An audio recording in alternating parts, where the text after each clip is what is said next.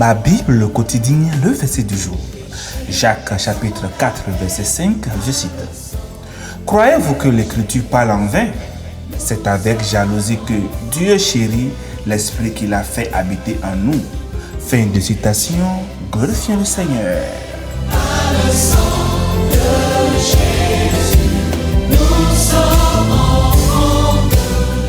Le verset du jour nous enseigne à reconnaître la profondeur de l'amour de Dieu pour nous et à répondre par une dévotion exclusive et une fidélité sans faille qui met de côté les distractions et les désirs qui pourraient entraver notre relation avec lui.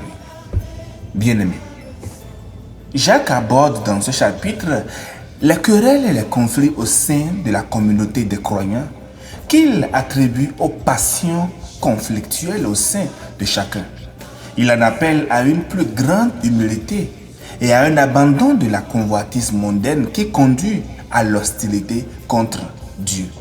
C'est dans ce contexte d'exhortation à la soumission à Dieu et à la résistance aux désirs mondains que s'inscrit notre verset du jour, le verset 5 de Jacques 4.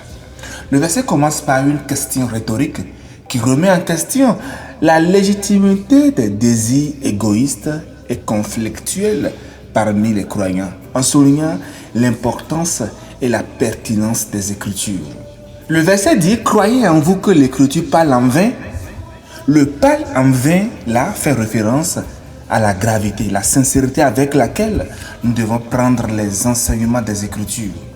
Nous rappelant que chaque parole est pertinente pour notre relation avec Dieu et avec les autres.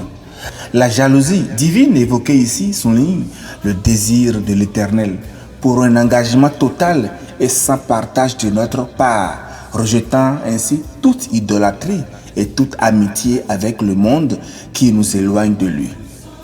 Chers amis, voulez-vous vous rapprocher de Dieu?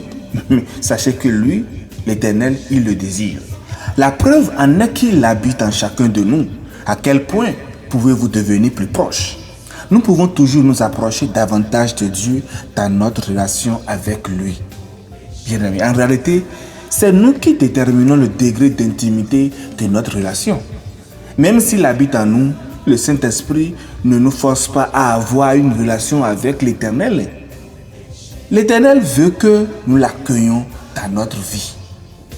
Dieu nous a créés pour être en communion avec lui et désire ardemment cette relation avec nous. Il a envie de nous parler, de nous écouter, de nous enseigner et de nous guider, simplement de faire partie de notre vie. Et cela pour notre bénéfice. Nous sommes renouvelés lorsque nous sommes en communion permanente avec l'Éternel.